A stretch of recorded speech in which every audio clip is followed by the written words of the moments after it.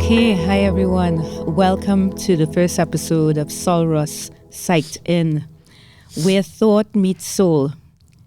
This is a space for slowing down and sitting with psychological ideas, not just as theories on a page, but as experiences we recognize in ourselves and in one another. Here we gather for a conversation between science and self, reading psychology alongside our own lives, questions and stories. Because psychology isn't just studied, it's lived. I'm glad you're here, Jalen. Let's begin. Two. So the first question I just have is, who are you? What was your major and minor from your undergraduate degree, and what are you pursuing now? I am a psychology undergraduate, I graduated with my bachelor's in psychology, and right now I'm pursuing my master's in school counseling. Excellent, excellent. And so you decided to stay at Sul Ross State University? I did. Okay. Yes. Excellent. So we are actually looking into Dr. Albert Schweitzer, and he had a very complicated history, and I'm not going into the details of his biography, but what I would say is that this was written by Dr. Howard Markle at PBS NewsHour. And Dr. Schweitzer actually was born in 1875 and died in 1965.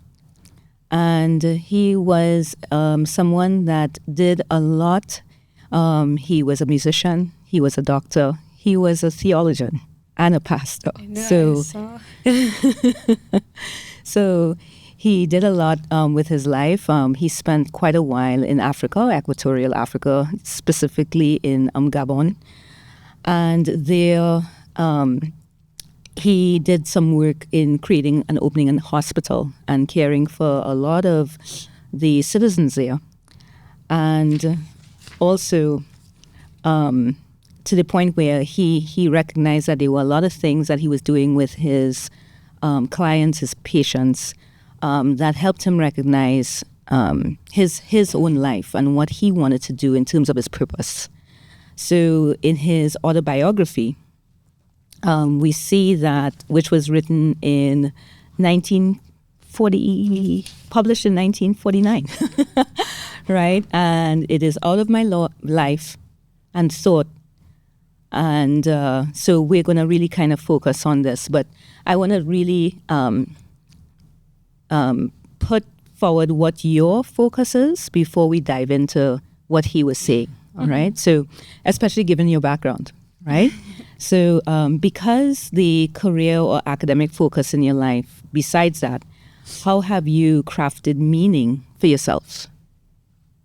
I have crafted meaning and purpose for myself through my faith.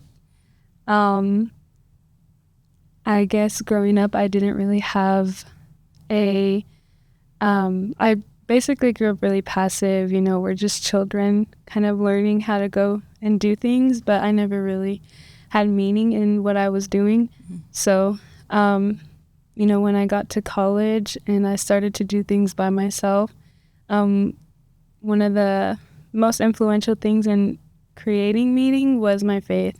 And I feel like I'm more grounded in the earth, and I kind of know why I'm here, and I feel like everyone's searching for that. So and so I can ask again as well to add on to that, who or what is important to you?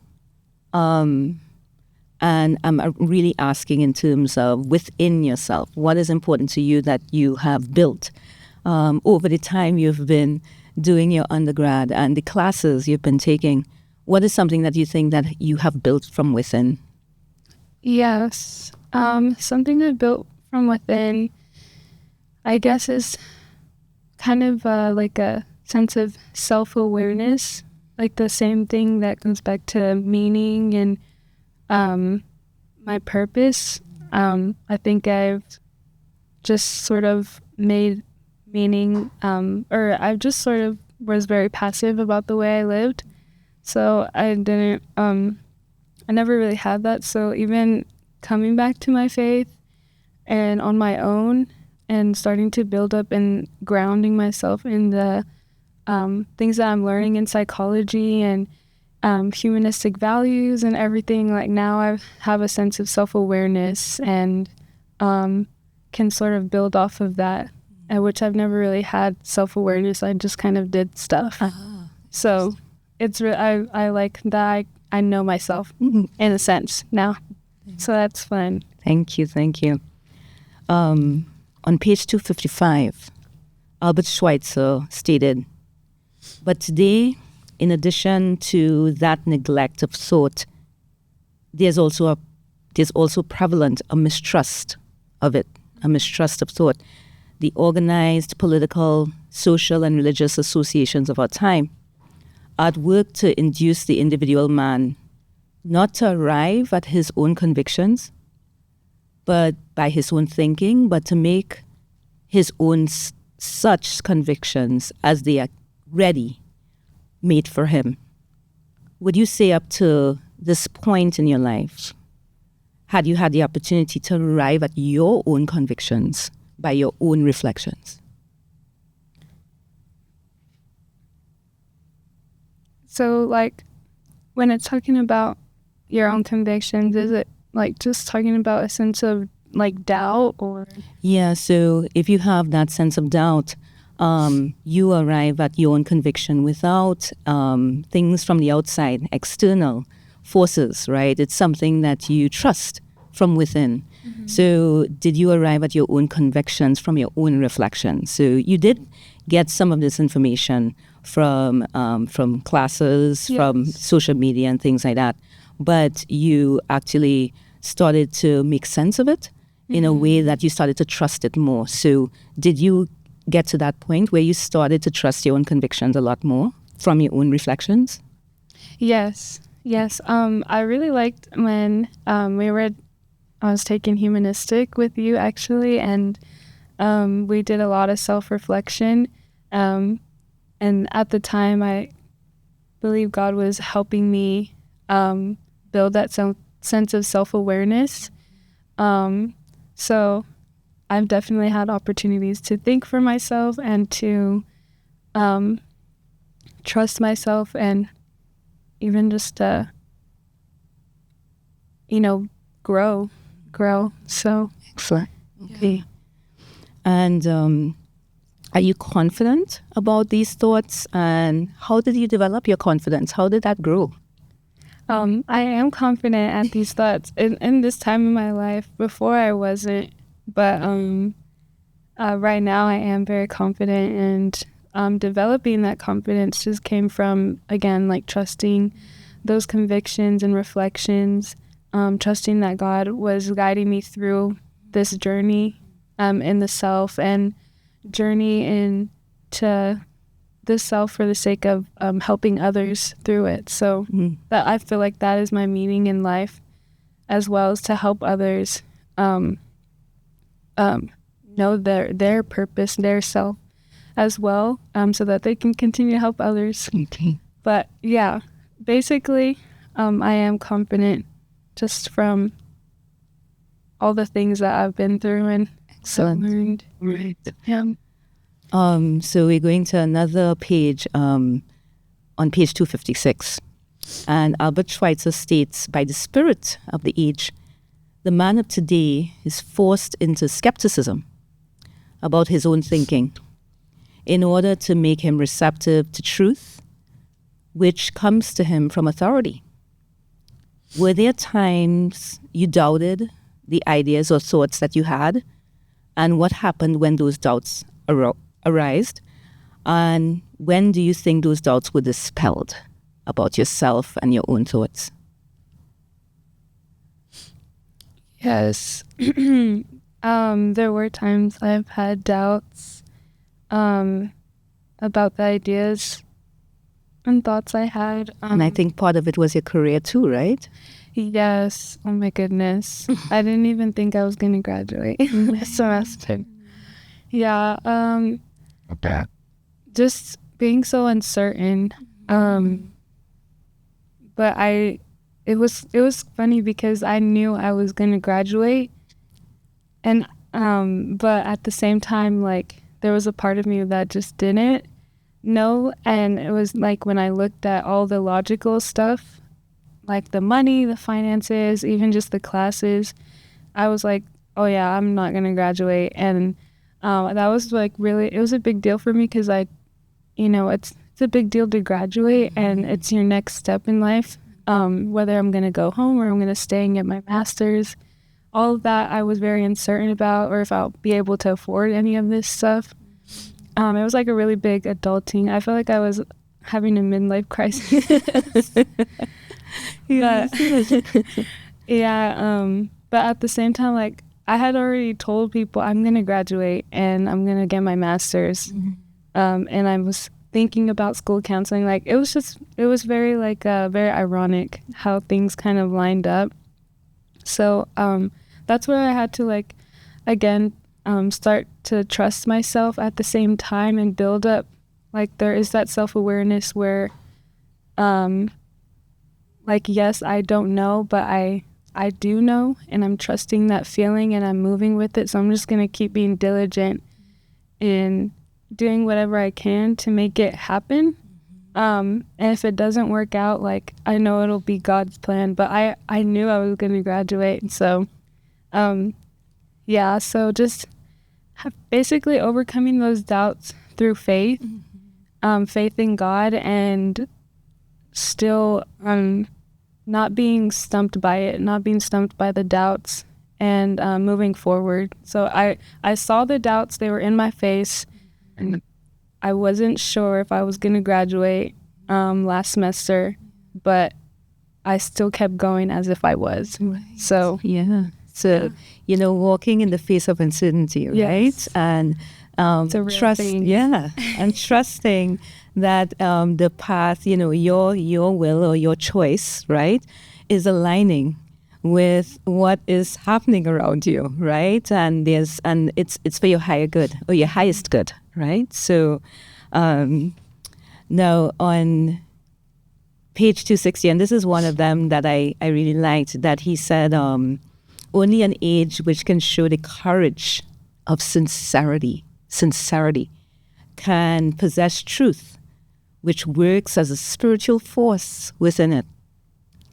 And what are your thoughts about this statement? And then how do you discern truth about yourself, and how do you discern truth in others? And what he's saying is that when you're sincere, when you're honest about your direction and what you're going into, even arriving at that conclusion is full of doubt, right? But at some point, you start to see that things are falling into place, and your trust, your faith in God as well, where it's just this idea of keep going, keep moving forward. So what are your thoughts about, seeing that truth come up, like being born in yourself? I mean, it looks like you saw that over the time just being at our university, and then you started to see the truth in others, where other people you would recognize, wow, this person actually believes in me. So where did you see that? How did that work out?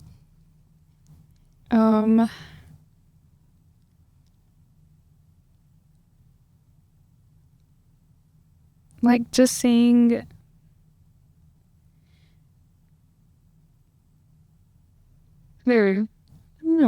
like, I guess, can you kind of help me? Yeah. So when you become sincere, is becoming honest, right? Becoming truthful. When did that truth start to show itself to you?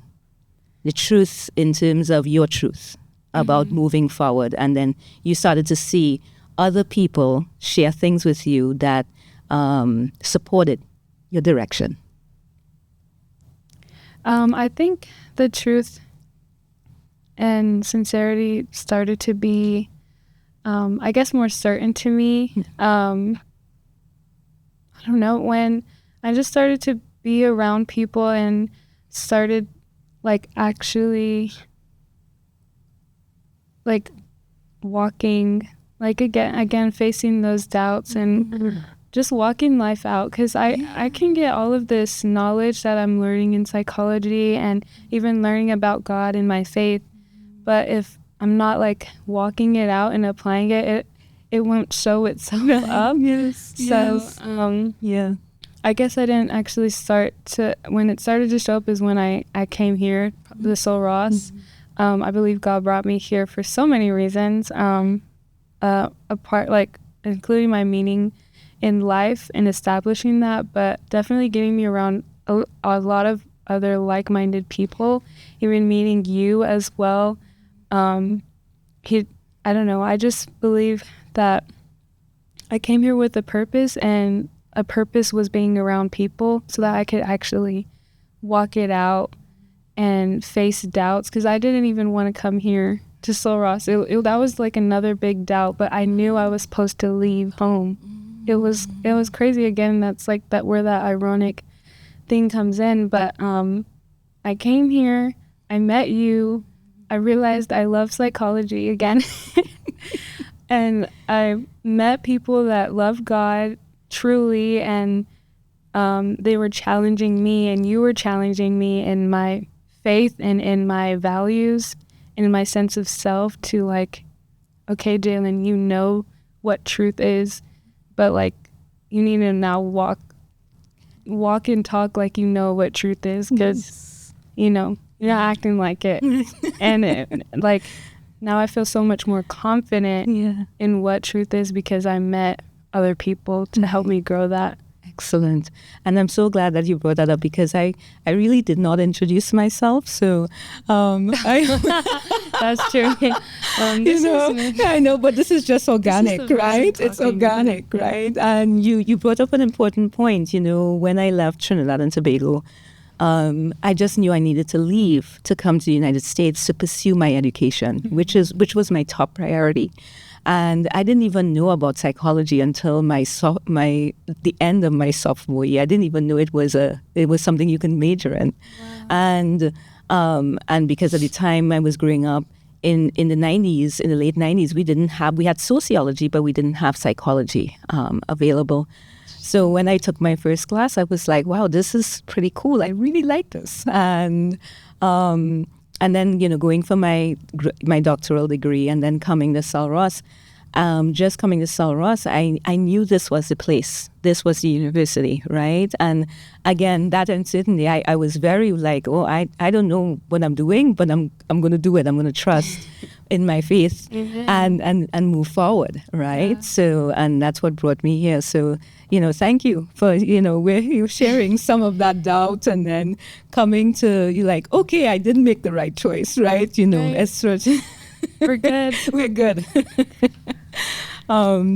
So on page 267, Dr. Schweitzer communicates that we stand in either an active or passive relation to the world, that we may not understand our purpose because realist thinking is overlaid by unrealistic. And he likened it to like a mountain range. And you will have the mountains wouldn't emerge because you have all this ice and stuff on the top of it. But over years, that starts to erode. And over the years, that erosion, and then all of a sudden you see the mountain range. And I was like, okay, that's kind of thing. We are in this place of unrealistic thinking because we're seeing the roles of other people around us, our families, the people that we love. And we're like, oh, I can do that, right? But then there's something that starts to come up within you. You're like, oh, no, I actually want to do this, but I don't know how I'm going to do this, right? These are the things that I want to do. And even if you haven't chosen that direction, you realize that all those other roles that you were looking at is not really the best fit for you, right? Mm-hmm. So you choose a path, or you choose a path or a way where nobody else has tread that way, and you're like, okay, I'm going down this path, and I'm like, I'm not sure what's going to happen. So that's what he's likening in it to. And he says that the passivity comes from the entire course of events that occur in an individual's life, passing them by, because what is known is their existence, right? So you know your life, you know that you exist, and that hopefully manifests in the will to live, right? The will to live. But yet, activity or one's active relation with the world emerges once one's purpose becomes clear. All right. And Schweitzer talks about reverence for life, which activates when one puts oneself in service to life. And that is all that lives and all that is living. And meaning comes when the relation to life is heightened, so that that cannot be seen or observed in spirituality, right? So what he's saying is that once we start to figure out what is real for us in terms of our purpose, then we can start to see that we are actually in service, right? And being in service brings out that meaning, that purpose.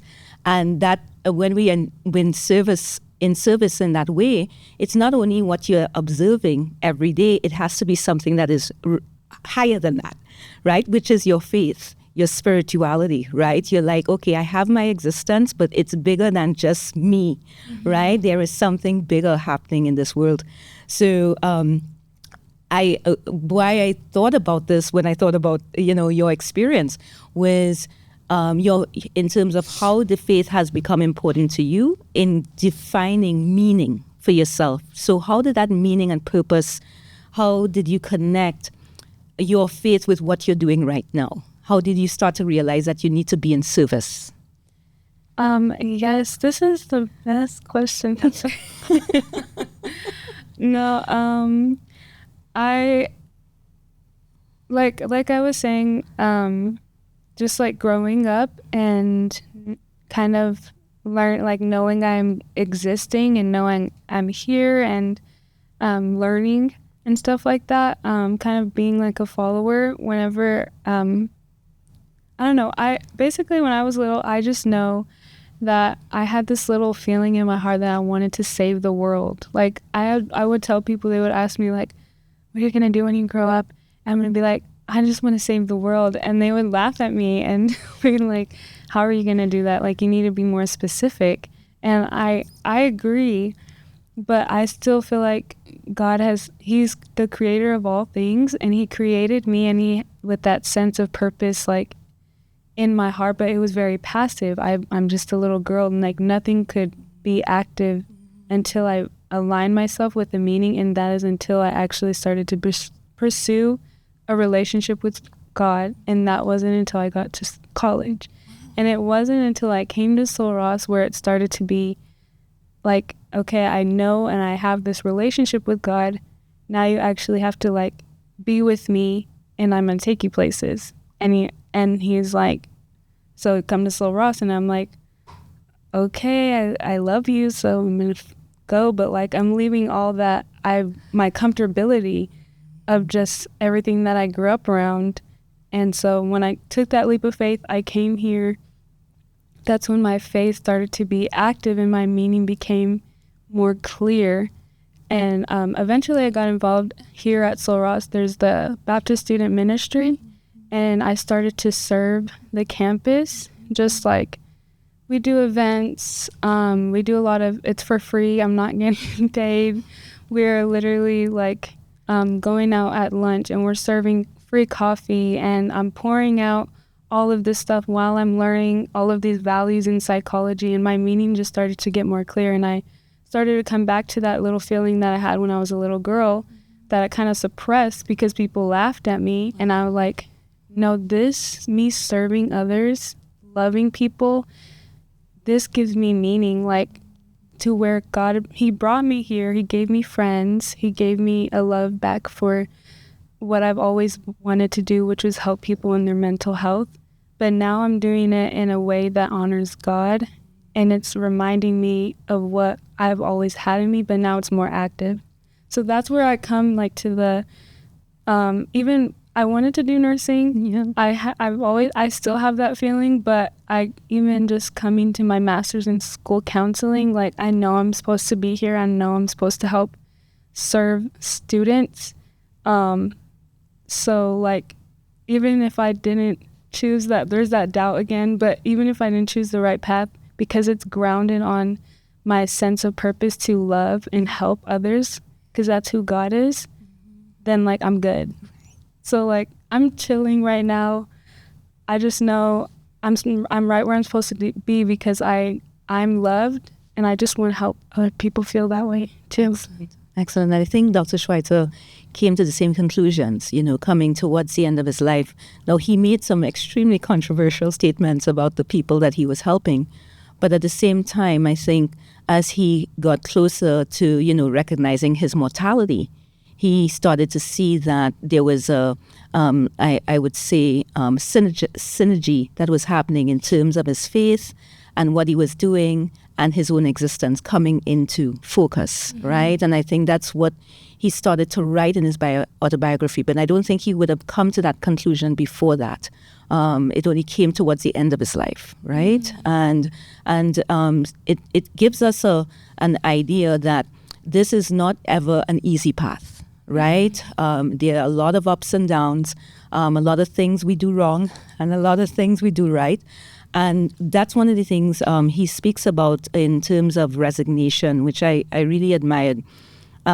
He said that in Reverence for Life, on pages 268 to 278, he said that he shares that there are two aspects for reverence. He said, firstly, there's reverence towards the individual to also be in passive relation with the world, but in resignation. And that resignation is this idea that there's some things I can't control. There are some things that are out of my control, and I just need to let that go. I need to release that and know that there is a bigger purpose. There's something much bigger than me. And since the individual believes that there's more to their existence that they can sense, of which they have no understanding, they resign themselves to the extent that they turn inward. So you turn inward, and you find that they have all that they can deal with what they do not understand or struggle with, right? Turning inward, right? Everything outside is not making sense. So I'm going to turn inward and see what's there. And what's there is not always positive, right? But you recognize that, I'm going to work on me. I'm going to work and work on what I'm struggling with, rather than dealing with things that are outside of my control, right? And in other words, release of things or events or people of which I have no control. And when this happens, the second aspect arises when there's no difference between one life being more valuable than another. Instead, a revelation is that all life is valuable, right? So I just wanted to ask, what are your thoughts about that in terms of, number one, releasing, letting go, things that is outside of your control, but then recognizing that everything, everyone is valuable. Every person, every being has a purpose. Yeah, that is... I didn't know I was coming for therapy. Oh, no. I'm just kidding. Yes. My thoughts about like relinquishing control, and then coming to that conclusion that, everyone matters at the same time. I guess I can kind of go back to what, I don't know, this might go with the other question as well, but just what I've experienced is that in my own, it's a big part of me, that's why I mention it a lot, but like my faith journey really showed me a lot about myself. So like I didn't know who I was, like straight up. I didn't know what I was living for. So just being able to meet God, the Creator, and realize that all the things that I was living for, and I was holding on to my life so tightly, like it needed to look like other people's, and I needed to please people to be happy, and I just needed to have everything that the world has, which is unattainable. You just can't. And so when I came to that conclusion, um, I started to learn more about God and realize that nothing in this world could satisfy me, like nothing at all. And I had a boyfriend at the time, and not even he could help me. Like, I was trying to find so much meaning in other places, and when I came to that realization, like, Jalen, you can't control everything. Like, you literally can't. Like, you can't even control if people are gonna love you back or love you right. And I think that's all I really wanted. So when I found God and I realized, wow, Jesus, who is God, he died for me on the cross willingly, and he gave me, he already created me in my mother's womb, and he just wants me to live life for him. And like, I don't have to do anything. I just need to be his daughter. And, you know, growing up with like dad issues, like I really needed love. So I found God. I decided to live my life for him, and that was my relinquishing of control of my own life.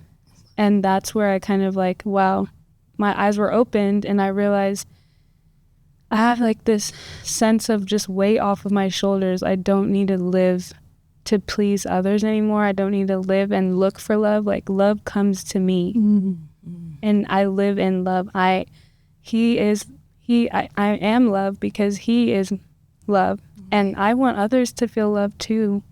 So that's where I'm like, every life is valuable because God created them, and he wants them to feel loved. And I don't want anyone to ever feel like that how I was feeling just growing up, just searching everywhere, anywhere I could get love, even in the, so sorry. That's all right.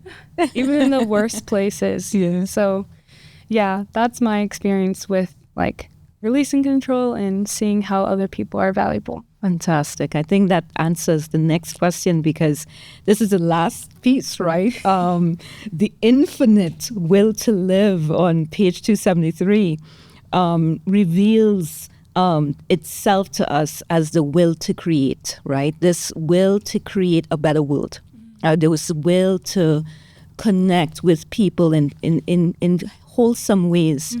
And this is full of dark and painful riddles for us, right? Because the will to create is not always smooth, right? Yes, we want to live a good life, but we have to recognize there are other beings in this world with us, right? And they also want the same thing too, right? So that's a journey that will go up and down, and it's sometimes it's painful and sometimes it's dark, but it is revealed as the will to love. Right, so it's which will remove that dilemma, right? You're like, oh yes, this is what I'm going through is kind of hard, but there's a reason for it. There is a purpose for it, right? It will, right? And so I think you really brought that to light in that last statement that you made.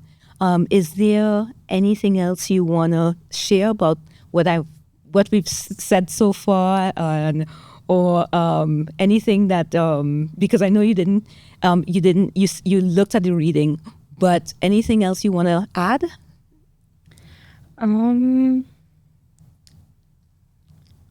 I guess no. I mean, I think that we talked about everything. I really like this this person. Yes, Dr. Schweitzer. I learned about him sooner. Right.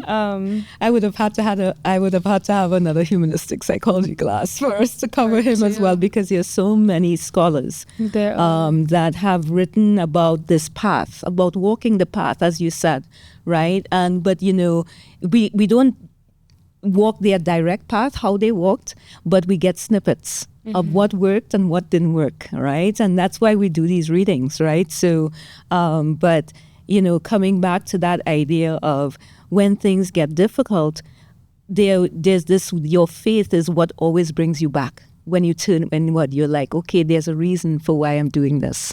And so I thought, as I was reading this, I thought about the path that you walked.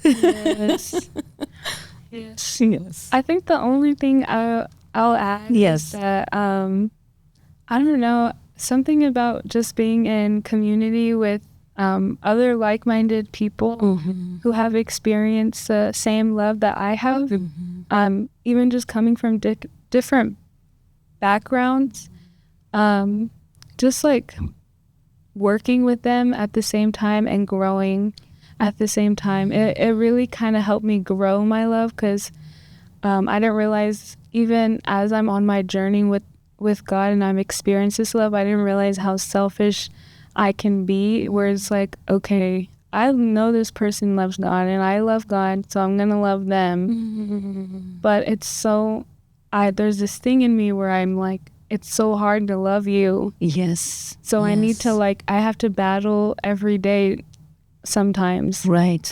Especially with men. Right. It's always with the brothers or even my partner, and I'm just like, God, I know you made men for a reason, and I know you made men and women so that we can honestly just glorify you, can show that just because we're different doesn't mean we can't love each other. Right. Love each other well. So I love that I've grown in my love and in agape love specifically, and I'm still growing. I mean, once I have kids, I'll let you know if it's still there. But right. yes. And I think that comes back to the resignation, right? There are some things we just have to relinquish. That is, again, when dealing with other people, right? They have their lives too to live, right? And there's some, there are collisions that always will happen, right, with them, regardless of whether we want it or not, right? But then at that point, we have to figure out, well, what do I really want to do, and how do I really want to move forward, where I can still align with what I believe in and my faith, right? And the thing about it is that struggle is not singular to you. So many other people have gone through that struggle, right? And when you hear some of their stories, you're like, okay, I'm not going crazy. This part of this is what I might experience, right? But at the end of the day, I think we all have to make a decision of whether we want to continue on that path or not, right? For our own well-being. And that is a decision that comes from within, right? But again, a very difficult one to come to. Yeah. Right. So, but thank you so much, Jalen, for being in this podcast. Thank you for having you in the first episode of Sul Ross Psyched Inn. And we plan to have one episode every month, but we will have about possibly 9 to 10 episodes per year. But that's what I'm planning. But thank you for listening, and sold out.